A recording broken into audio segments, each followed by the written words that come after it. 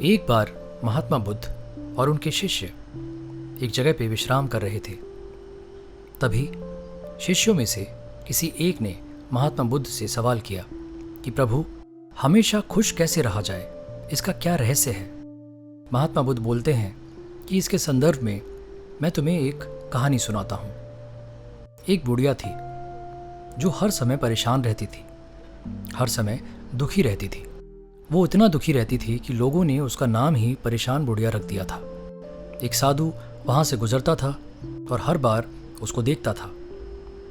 तभी एक दिन उस साधु ने उससे पूछा कि मैं कई बार यहाँ से गुजरता हूँ और देखता हूँ कि तुम बहुत परेशान रहती हो, और मुझे पता चला है कि यहाँ आसपास लोगों ने भी तुम्हारा नाम परेशान बुढ़िया रख दिया है। कारण क्या है, मुझे बताओ। बुढ़िया बोलती है, प्रभु, मेरी 2 बेटियां हैं।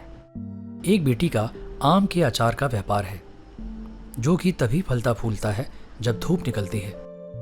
दूसरी बेटी छाते बेचती है और उसका धंधा तभी अच्छा चलता है जब बारिश होती है। तो जब धूप निकलती है तो मुझे मेरी उस बेटी का ख्याल आता है जो छाते का व्यापार करती है।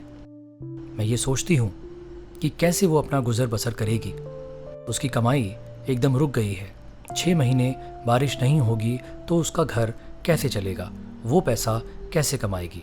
वहीं दूसरी ओर जब बारिश होती है तो मुझे अपनी उस बेटी का ख्याल आता है जिसका आम के अचार का व्यापार है। मैं यही सोचती हूँ कि वो अब कैसे आम को सुखाएगी, कैसे अचार डालेगी, उसका व्यापार कैसे चलेगा, और 6 महीने तक जब ऐसे ही बारिश होगी तो वो अपना गुजारा कैसे करेगी। इसी तरह से मेरा पूरा साल निकल जाता है और मैं अपनी दोनों बेटियों को लेके परेशान रहती हूँ। मुझे कुछ समझ नहीं आता कि मैं क्या करूँ।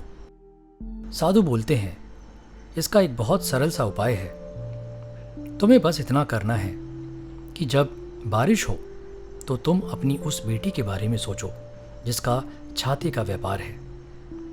तो तुम सोचोगी कि उसका व्यापार कितना अच्छा चल रहा है, उसके कितने छाते बिके होंगे, उसने कितना पैसा कमाया होगा। वो इतना अच्छा करेगी कि पूरे साल के लिए जो धन होगा वह पर्याप्त होगा। वहीं जब धूप पड़े, जब बारिश ना हो, तो तुम्हें अपनी उस बेटी के बारे में सोचना है जिसका आम के अचार का व्यापार है।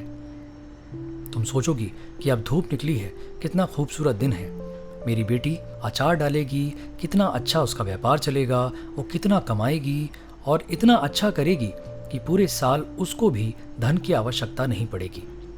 इतना करने से तुम देखोगी सब कुछ बदल जाएगा। बुढ़िया ने ऐसा ही किया। केवल इतना मात्र करने से वो बुढ़िया खुश रहने लगी। लोग देखकर उसे चकित रहते थे। वो देखते थे कि वह हमेशा खुश रहती है, और ये देखकर लोगों ने उसका नाम परेशान बुढ़िया से बदल के खुश रहने वाली बुढ़िया कर दिया।